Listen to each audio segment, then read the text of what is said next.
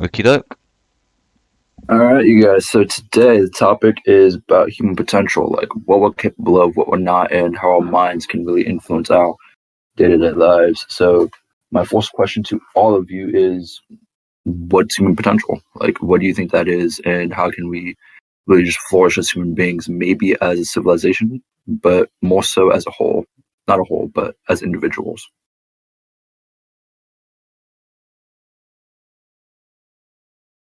Marky, what do you think? I think potential, the whole word, is the only form of currency, regardless of what time and what culture and what creed, that everyone knows what it is, and it's something. It's a form of currency that cannot be materialized, but everyone knows the meaning behind it. And the human potential has both aspects of being good or bad. Humans are capable of greatness and vast atrocities, but the potential is always there. And how I view it, I'm more inclined to Nietzsche's view that we have the fate of the individual way of the human potential, but not everyone can actually reach it for Why not? different reasons. But Marx and Engels, they are more in the lines that it's a more social and how do I say it?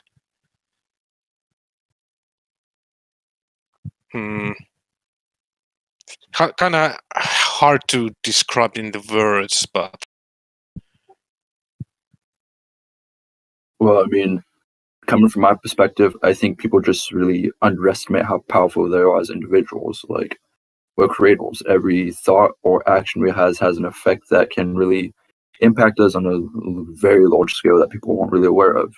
And to just assume that you're limited in any shape or form is, in my eyes, the greatest lie you can tell yourself, because what are we not capable of? Honestly. well, that's the point. But I mean, if we look what we had industrialism and technology for like 100 years, industrial like about 200 years, and look where we are now.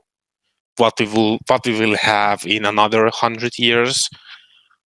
If we would look at ourselves in 100 years in future, it will look like our future selves are like gods. The technology and the potential of, be it scientific or social or psychological achievements that we could create, is like the potential is endless. And I would add also that the potential also, at least in my opinion, marks the it marks the human value in some source. And I mean it that if, because of the potential, the human value would mean that everyone has human value, even the historically like evil ones, or at least how we perceive it as an evil ones. Some mass murderer or something that would create murder and mayhem. He also has a value because of his actions, we learn something about human nature, what is human capable for, and we derive values from that. What should we do and what we should definitely not do, like how we should treat each other and stuff like that. So in those terms, all the good and all the bad people, everyone has values because the potential is limitless. Yeah, it's like duality. You can either choose to use your potential to do wrong or just do evil, so to say. I'm applying that term to it because it's something we all understand, can grasp, or we can use it for the greater good to either benefit our families or just ourselves as individuals or the planet as a whole. It's like yin and yang. It's light and darkness, kind of. I just wanted to ask, like, when we are talking about human potential, like, what do you really mean? Like, it's all about how much we really use our brain, like the potential. No, not really how much we use our brain, but just like what are we capable of? Because we assign limitations to ourselves just by telling us we can't do something, or like something's too big for one individual to handle. But if you just take away all the negative self-talk, so to say, and just really like, oh wait, I can do this shit, and just change the way you think, which in turn will change the way how you feel. How does that? Basically, we're talking about PMA, like positive mind attitude, like. Kind of, that does play a role in it, in my belief, but just really, what would we be like without limitations? So yeah, because like that's pretty much. For what you say, in my mind, come across like those reunion. I don't know how to call them. I saw some of them, especially American, where there is this guy or this girl on the speaking about motivation and about how much you can improve yourself, selling their books and blah blah blah. But like, I mean, I think if you want to change your life, if you really want to do that, you probably have the power to do it, you know. But I mean, I would say you definitely have the power to do it. Yeah, but what I was trying to say is that I also think that around this there's a lot of speculation and a lot of I don't know how to explain it actually, like but I was looking at the video that one guy made where he was saying that he one day he wanted to try to improve himself, to better himself, you know, because he wasn't really feeling good, because he was at his first year of university, I think, and so he said that he started buying a book that I don't remember the name actually now, but it had a really cringe title, and he said that after reading that book, he actually felt like he was starting to acknowledge what he wanted to do, to reach out, you know. But then after reading that book, he bought another book, and then after that book, he bought another book and another one. So after all, he felt like all these I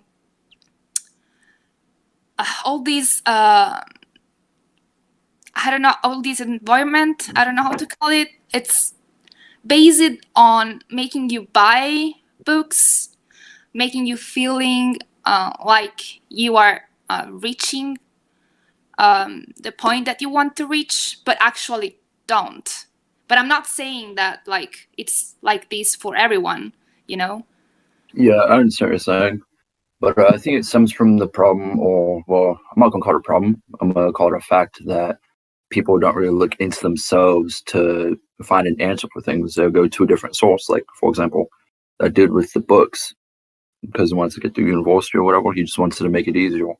But if he had probably just stopped, evaluated himself, saw what he was doing, and just took a good look at every action he was like putting out there, he probably could have come up with a scenario to better help him in whatever situation he was in. You have to look within, as above, so below, so within, so without. It's the law of correspondence, one of the universal laws that, according to the ancients, which I think they had a better knowledge of how everything really went in the universe than we do now, is what the universe is run upon. There's 7 of these laws. I mean, I do believe that, I mean, it happened to me as well. Like, I wasn't happy with myself. I was not feeling very good. So I straight decided to change what was not good for me, you know? So Yeah. I work it on myself. It worked. So, yeah, I mean, everyone has the potential to improve himself. I mean, I understand what you mean, and I think at least the word encompasses that also as a potential, but it's not only about that what you want to do and what you're capable to do. It's also about what you might be able to do that you are not even aware of. That's why it's encompasses That plays a huge role. Yeah, it's encompasses that what our minds are capable of, what our actions are capable of, what our bodies are capable for like if some extremes. I mean, there are some limits what human body can do. I mean, like physical strength, but there are cases, for example, where a mother or father has ran under the car to save their toddler, and for some little spike of adrenaline or whatever it was, tipped a moving car and flipped it. Well, I mean, how? No one exactly can explain that, but there's something in potential that they were able to do that. Of course, all the physics and everything applied, but the potential is, that's why the word the potential is limitless, because we do not know what we are capable of in different situations. What if we are pushing our limits, let's say in the physical limits, you're training hard for, like, say, Olympics or whatever, and you might achieve something what you want, be Usain Bolt and break another world record of fastest runner, and while doing it, you might unlock some kind of potential that you were never aware of it, that no one was aware of it.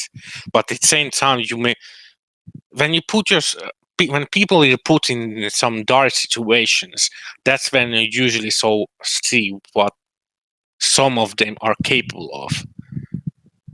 So that's why, again, repeating myself, it's unlimited the potential of what we can do and what we can't do.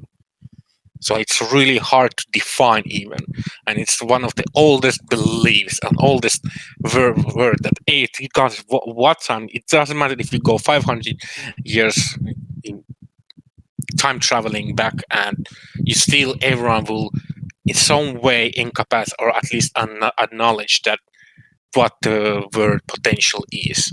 You tell your children that, hey, you can, if you really work hard, you can be anything you want. You can harness your potential, whatever it is, and he learns through the life and tries different things and finds whatever he wants to do, and he might be next Einstein, might be next Usain Bolt, might be next whatever. So that's the meaning of the potential, at least for me. Okay. No, yeah, you make a lot of sense. You can't really You know grasp what I mean? Like, full potential that, unless this book makes me cringe so much just for How the to Win Friends and Influence People by Dale Carnegie. It's actually, I hear a lot of good shit about this book. I mean, my question also, how people can buy this book and read this book. Like, I get it, you're trying to find some kind of something that is gonna push you, something that is gonna make you do the step to actually, you know, improve yourself. But I believe that there's way better way to do that. I don't know. Well, there honestly is, in my opinion. I mean, we're energy, we're multidimensional beings. We're literally just energy given form, and with different breathing methods and just mindful practice on not even a daily basis, but just something that you at least try to do. And when you make that attempt to try to do it, you're already starting to change the way you think, and if you change the way you think, you change the way you feel, because the language is the thought is the language of the brain, and feelings are the language of the body. So you need both aspects to be in harmony before you can actually make any huge improvements. But it comes down to the 7 hermetic principles, which are the 7 universal laws. Like all of these laws, they're found in nature. They're found in our mental, spirit, and emotional states. And if you just become aware of said laws and how they can either influence and break your life, or how they can really build you up or just build your life into what you want it to be, it's a matter of awareness. If you're not aware of the fact that you are capable of this and like these principles exist, then you're not really going to know what to do with it. Because if you know something that's not there, you don't know something that's not there. Yeah. Yeah, the book, at least what I just checked, what you linked, I mean, that even looks cringy. It might help for some people. I don't think it would for me, at least. And it's Can't judge a book by its cover, though. Yeah, I mean, exactly. That's what I was say. We can't judge the book by its cover. I mean, some stuff probably is there something we already know, but can't like articulate for ourselves. And even if we each one of us reads some stuff in there, we probably can get even different meaning, because it's, especially if it's like our individual life situations, what we could do. So I mean, I don't think it's just about reading books. I mean, books are really useful for that, but it's for each for their own. Some need books, some need just some kind of training, exercising, plan.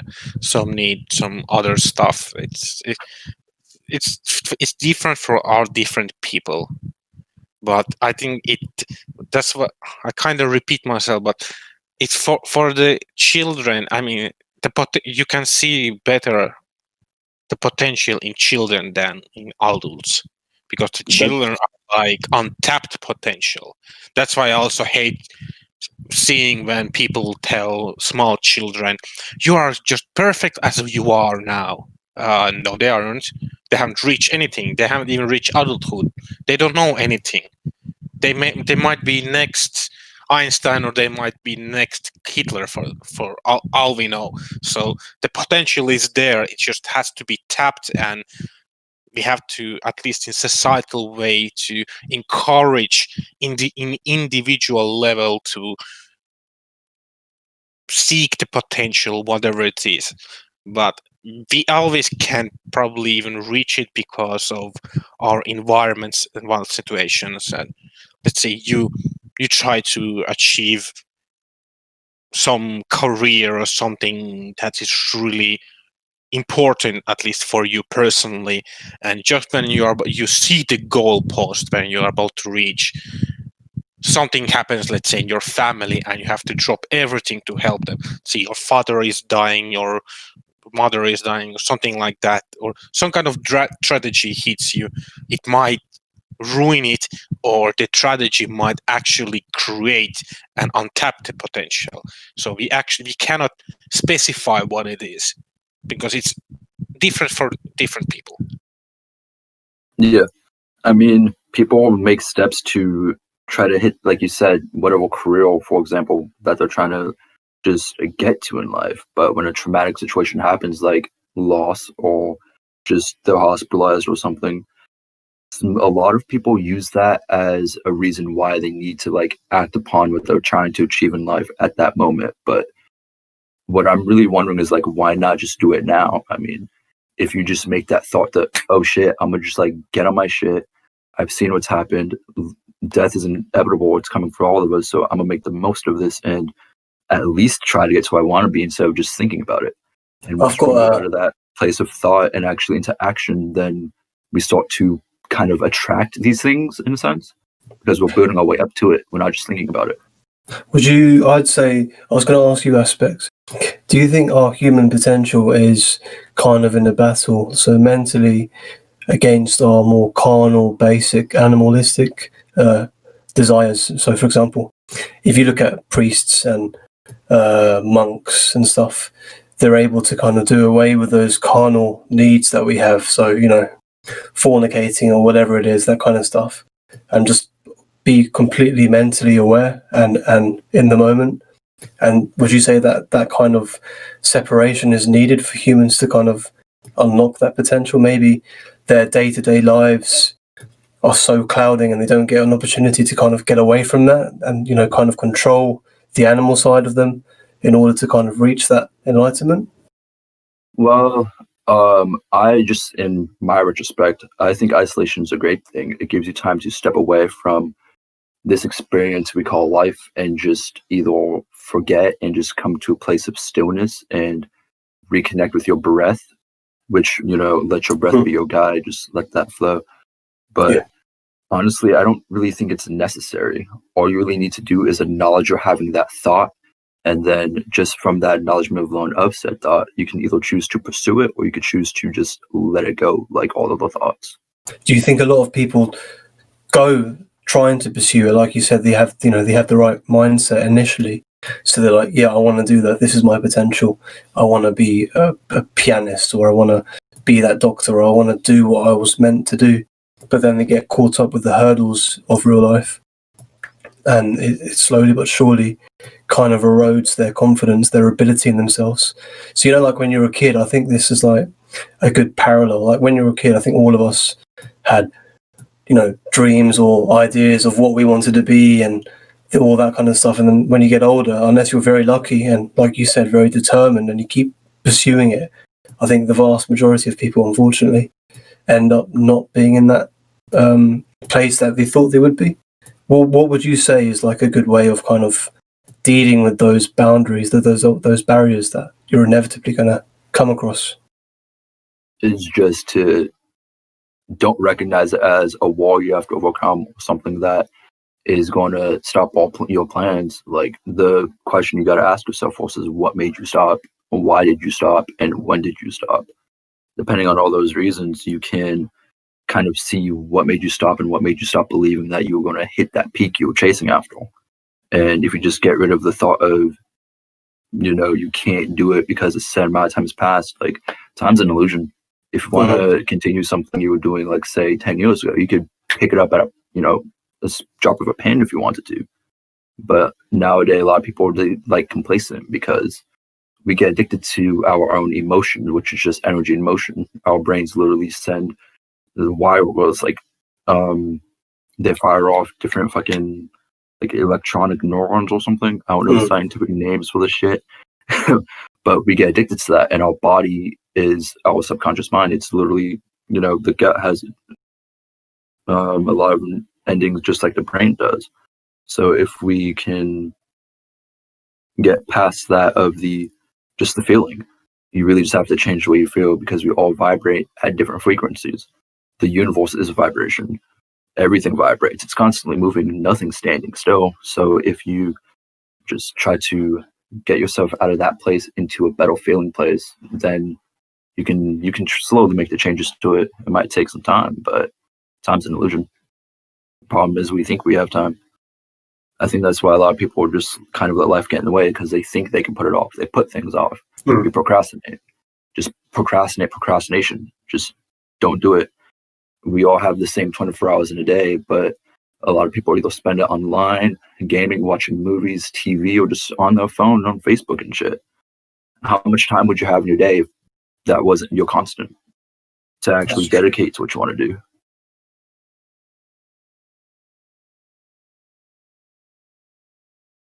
Well, the thing is, there's also some people are, I don't know, the lack of the better word, born with some kind of skill or the potential for it, and if they just harness it, or if someone recognizes they have the skill or potential of that skill, and then they help to harness it, they could learn or achieve in it.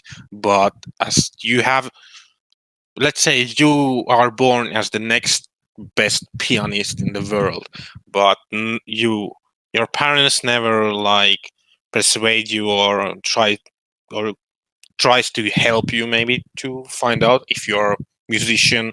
No one ever sees that, and you never try to actually play piano, so that's a wasted potential then. Yeah. So it's kind of difficult to say where we are in life when we can actually reach. Some might find it fast, some have to work really hard. Some find it in strategy. They have to, if you're put in some really difficult or hard situation, you might flourish in it.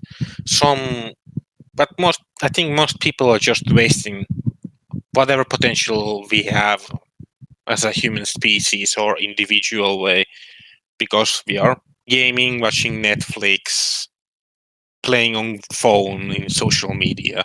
So that kind of kills it. But yeah. Yeah. I mean, I don't think that every person, everyone, like, I mean, I think that everyone is special in their own way, but I don't really think that everyone could be like, you know, the next I don't know, handiwork Oh, of course. or Yeah.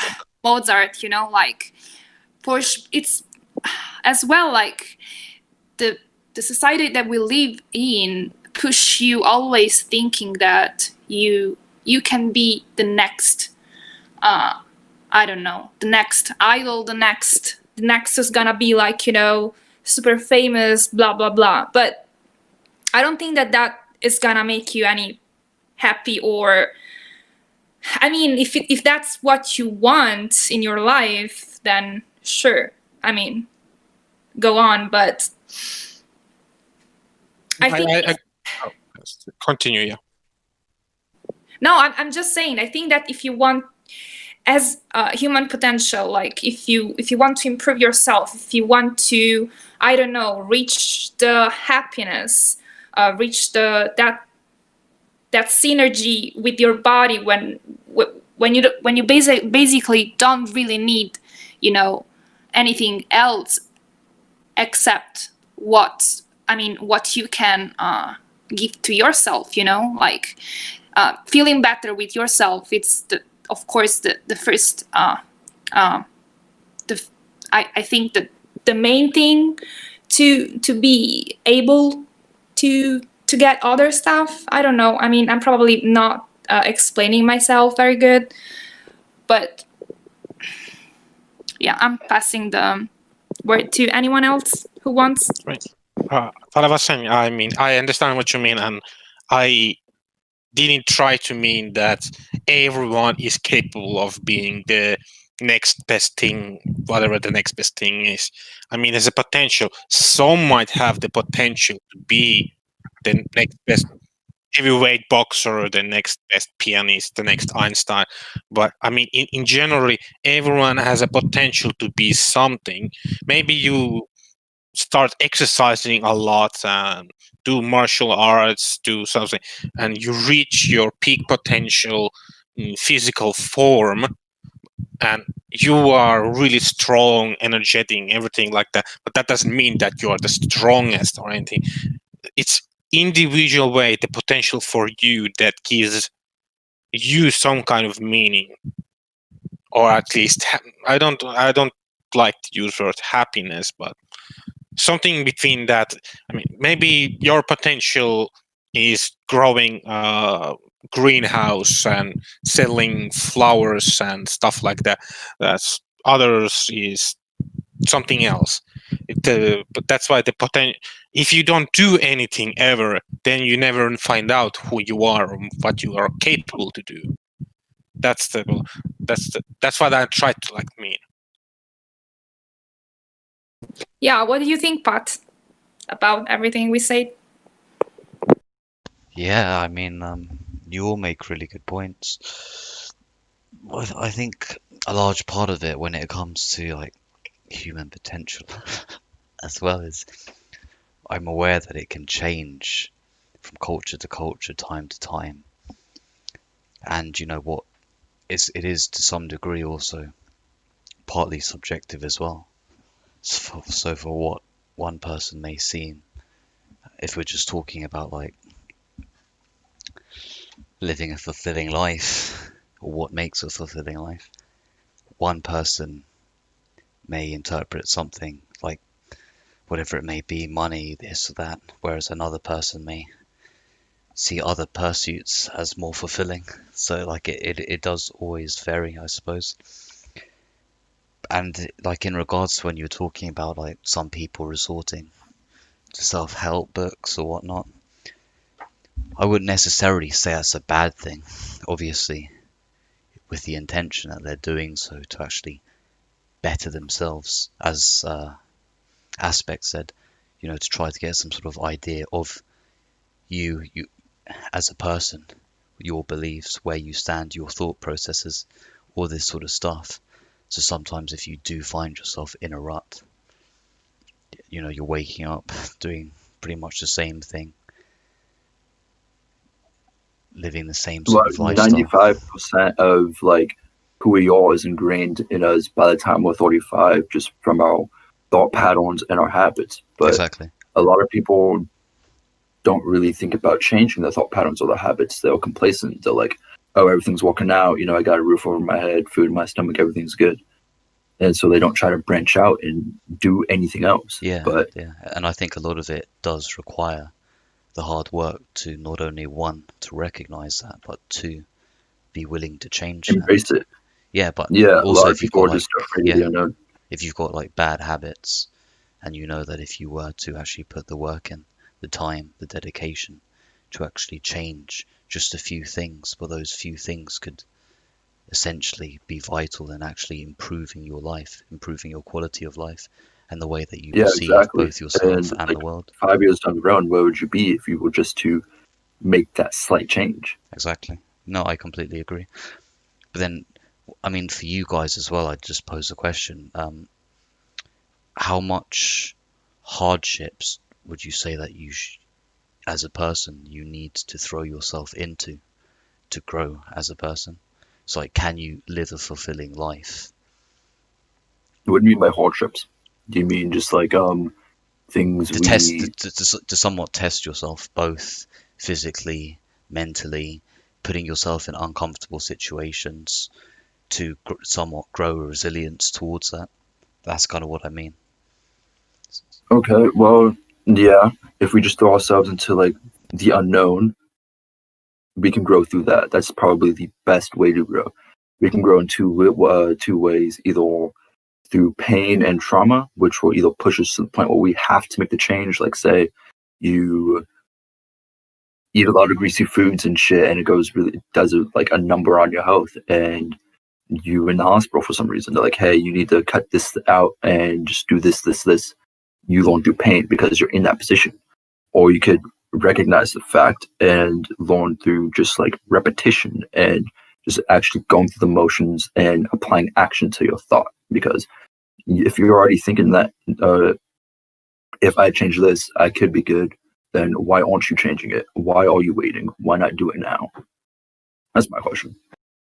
Yeah, I think I agree with aspects. That's a really good point. And I mean, we should constantly, at least in my opinion, try to challenge ourselves. And if you can try to you succeeded them, and then you might able to put you in more and more harder goals or harder situations that more could manifest something new that you didn't even you weren't aware. So, but I have a quote, and I think, what do you think about this? In Nietzsche writes in Untimely Meditations that mankind must work continually at the production of individual great men, that that and nothing else is its tasks, and that mankind ought to seek out and create the favorable conditions under which those great redemptive men can come into existence. And men, of course, human, male and female, so no one, not just males. Well, yeah, of course. I think that comes from the ego, honestly, because we all have someone on a mantle. Well, some of us have people on a mantle, and we just like aspire to be kind of like that individual. And we take a look at their life, and we see, what did this person do that I can implicate into my life? But I think what we all should really do is cut out who we are looking up to, or just who you might admire, from wherever they did to where they are now, and just focus on you, because then again, that is you at the end of the day trying to be like someone else who is not you. I say, once you start embracing who you are as an individual, because we're all unique. We have different traits that no one else on this planet has. There's only one you. Out of the billions of people, you're not going to find anyone who has your same mindset or just the way you look at life. It's all about perspective. I 100% agree with you on that.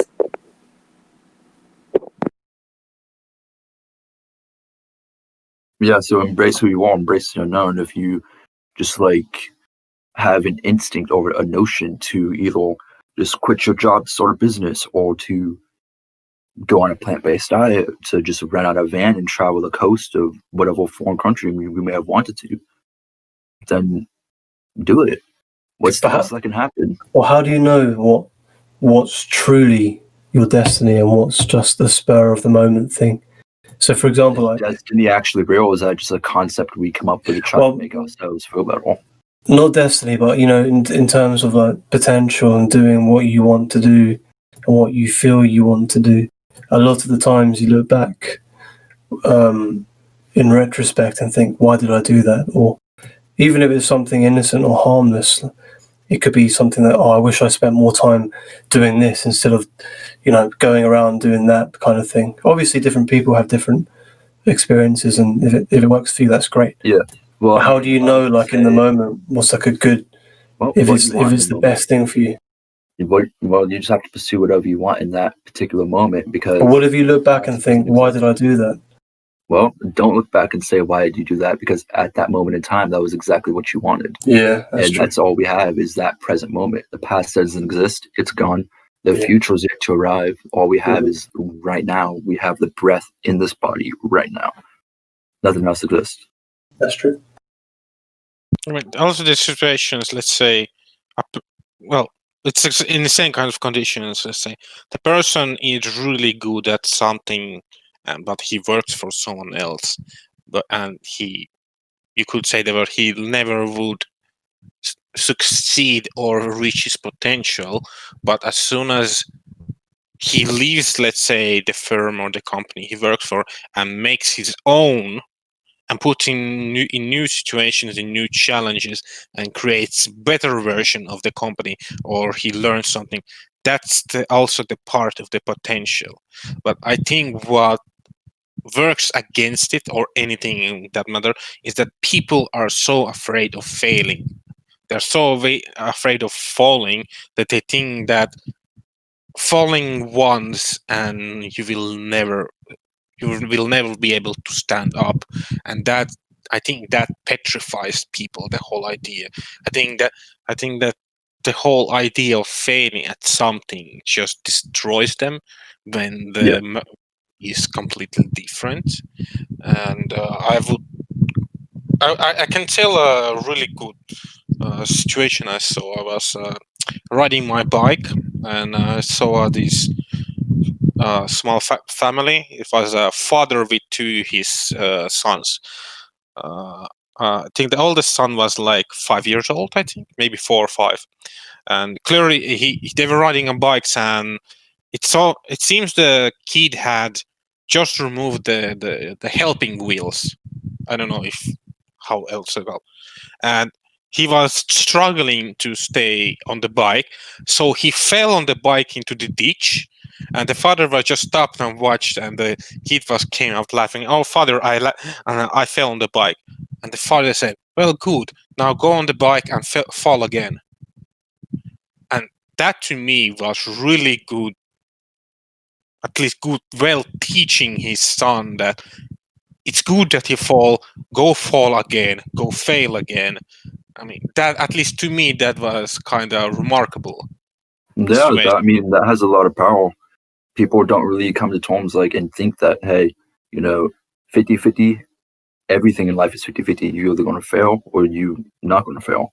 What matters is that you try, and who knows, you might not fail. You have to follow the unpredictable future, because people, when they think about failing, like, oh, I could lose this house, I could lose this car, I could lose, whatever. They don't want to let that thing go. But if you just come to terms on letting it go, if I don't fail at this, how could I possibly, make my life better? Or how will the outcome for everyone involved in my life, in this lifetime, how can I improve on that? How can you make that better for them?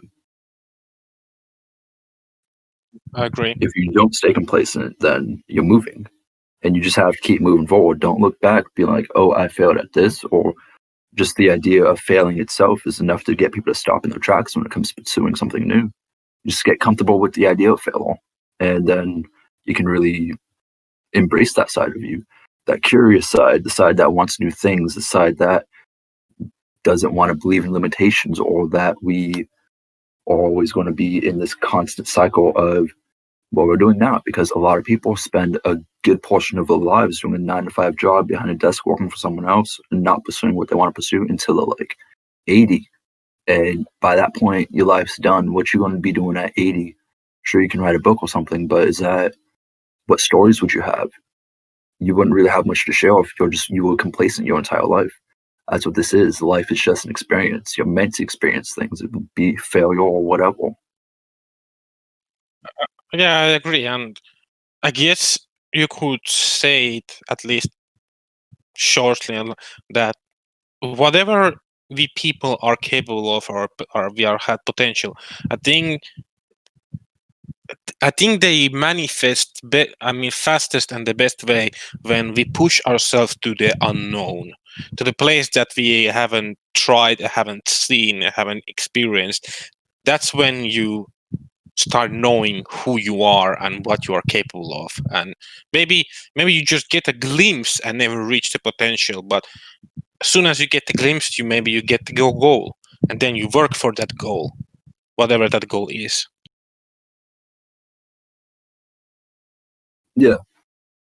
You just have to be able to embrace the unknown. Don't be afraid to do that, and then I think your potential will blossom into something you didn't think existed. Yeah, exactly.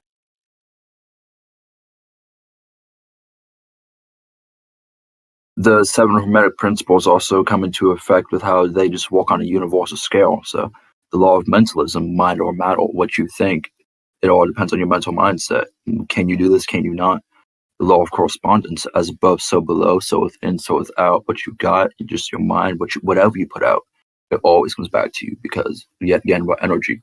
But whatever we think is sending out a certain vibe or frequency, if you want to say. So we can literally choose to vibe higher and just be open to bigger and better things, instead of a low vibration, say, I can't do this, I can't do that, everything's impossible. Low vibration, everything's constantly moving. Polarity, you got opposites. If you think something bad, you can think something good. And if you think something good about yourself, you can think something bad, or you can just choose to realize that a positive thought separates from the negative thought. The principle of rhythm, everything flows, everything has emotion.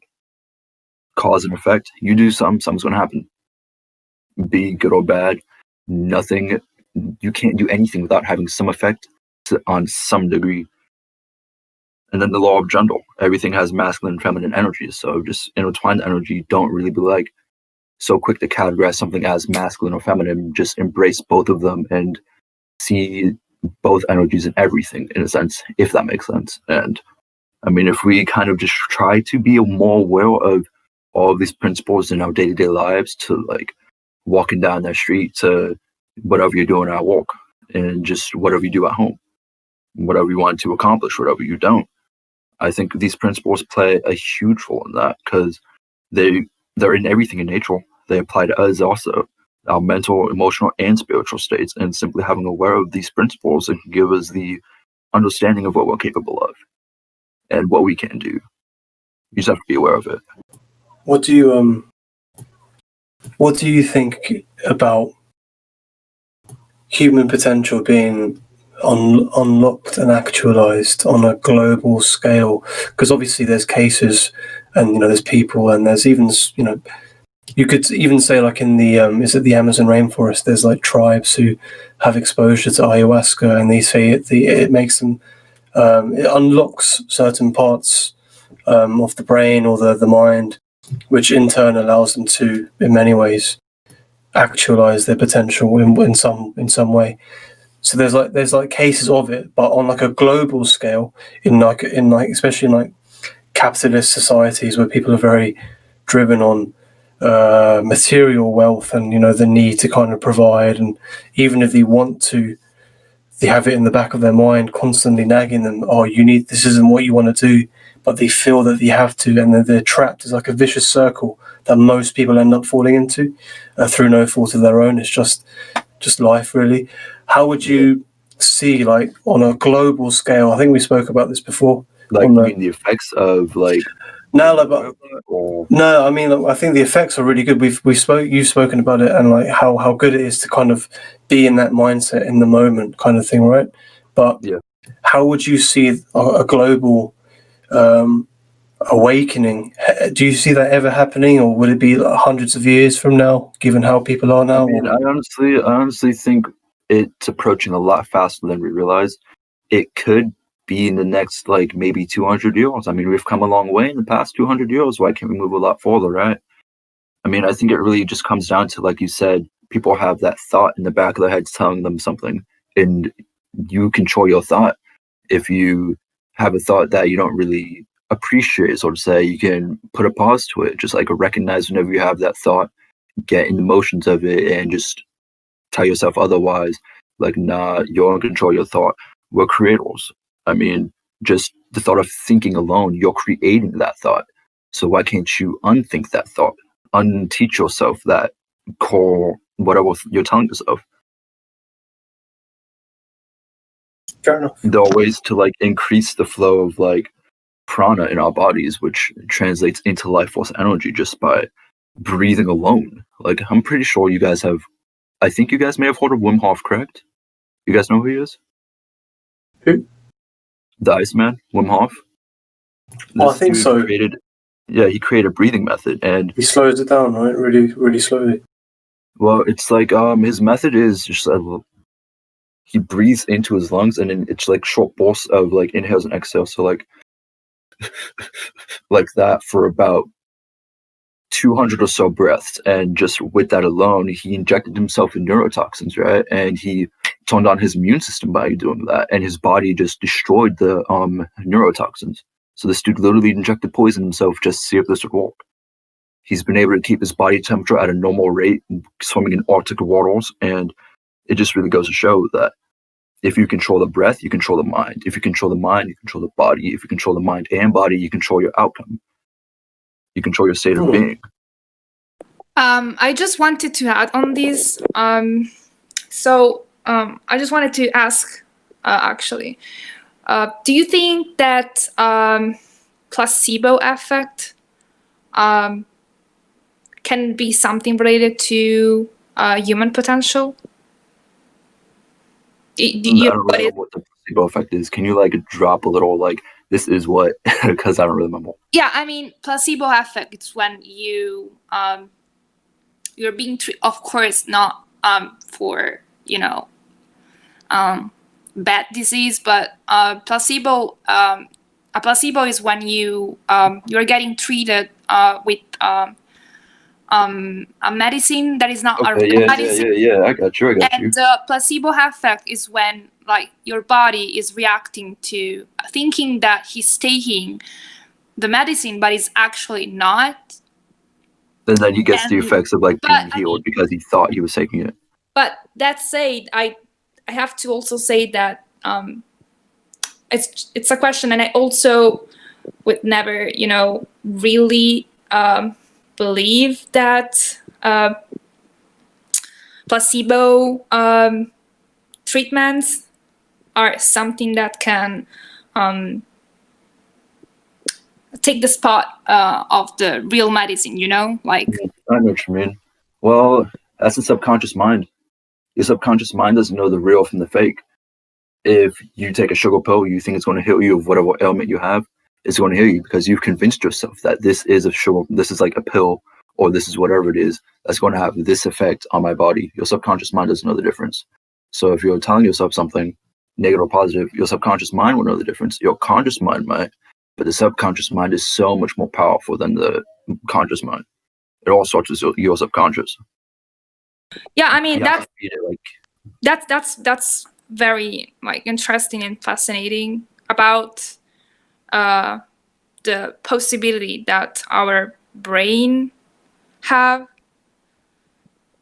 But yeah, again, like, I think I know what you mean, and I could give you an example. I mean, there are cases, for example, people, they are sick or something, but they refuse, or they are this close to dying from accidents, but they refuse to give up, and that saves them. And for example, at least in long story short, my mother got her cat back. The cat, because of the negligence of the person we gave the cat, he got different diseases and stuff like that, and we got him to veterinary, and he gave him all the medicine, everything. But every time we took him to the vet, the cat, we should put down the cat because it's gonna die in 1 month or max 2 months. My mother, she refused it, and we brought the cat back, and we gave him a loving family. We gave him everything he wanted. We petted it. The cat lived for 4 years and was really sick, but he was really happy. He was running around. Yeah, it was even weird that he was laying on a grass and a bird came right next to him. He didn't even react to it, like trying to chase it. But he was living for years when everyone was telling him he need to put it down because he's in pain, he's sick, and he dies in a few months. And yeah, he wasn't acting like that. But because he was happy, he really didn't give up. He didn't give up from himself. He didn't give up because of us, and he lived. So that could tell you the mental state of the potential. If you truly like train or believe in something or believe in yourself, if you could, maybe the better way to say it, it could affect what happens in your body. So I think that's kind of linked with the guy you explained with the breathing, and he could like control what happens in the body. I mean, if your mind controls the body and you can control the body, and your body controls the mind, you can do some really crazy stuff. At least in ours it's crazy, but at least that's kind of the potential of even not just humans, but all living beings. yeah. I mean, that's what I say like the real Holy Trinity is: mind, body, and spirit. Yes. Because it's all connected. One's going to influence the other, and to what degree, it can be devastating. You need a balance. Without that balance, then you can't expect it to actually have a good outcome.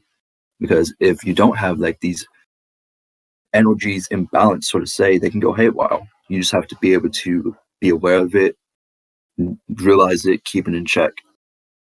That's what it is in some cases. I agree in that. Yeah. Because how you think and how you feel, that creates your state of being, and your state of being, well, that's what we call this experience known as life. Agreed.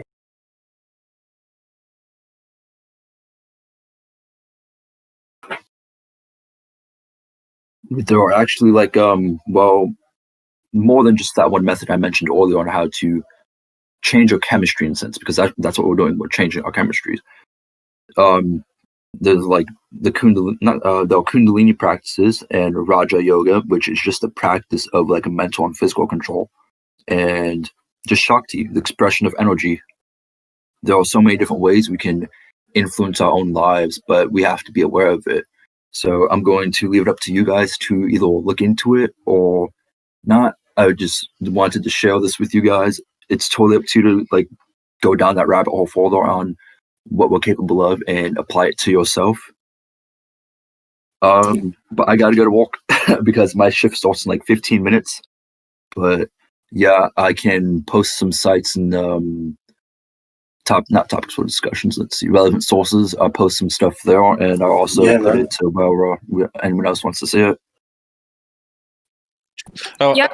I would like to add quickly that I agree with what you said, but the thing is, it's not like the one glove fits all hands. Wait, So what do you mean? For you to reach have an influence in your body, in your mind, your spirit, and stuff around you, what would work for me doesn't mean it would necessarily work for you. So that's why we have to find our own way to reach the potential, or reach that holy trinity of that what would influence us or what around us, the potential in that.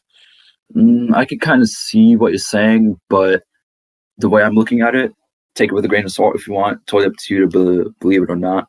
Yeah. But they say we only use about 10% of our like brains in our lifetimes or something. So what's happening to that 90%?